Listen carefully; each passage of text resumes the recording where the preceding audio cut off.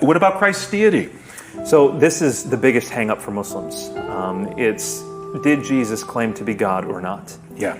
And Muslims believe Jesus is a prophet, but they don't believe he's God. And in fact, the Quran shows Jesus talking to Allah, denying that he ever claimed to be God. And so if you can show a Muslim that Jesus claimed to be God, that will change their perspective of everything.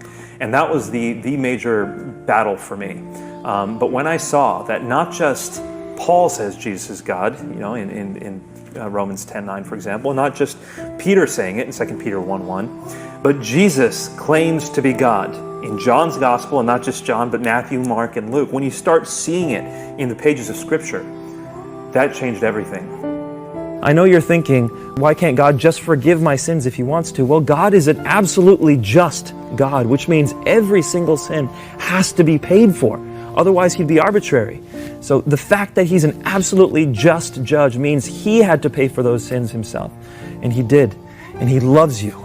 And he wants to know you and have a relationship with you, and you can with him. Just seek God with everything you have. And I'm telling you, no matter what the cost, no matter what you have to pay, it is worth it to know the God of truth.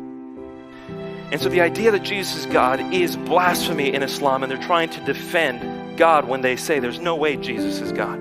So the question for me, now that I came to the point of realization that the New Testament was reliable, I said, okay, fine, but Jesus never claims to be God in that. And now I began to study with a little bit more depth.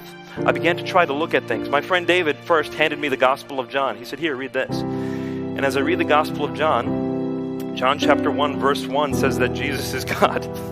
Don't have to go too far. In the beginning was the Word was with God, and the Word was God. Well, what is the Word? You go down to verse 14. The Word became flesh and dwelt among us, and we beheld His glory.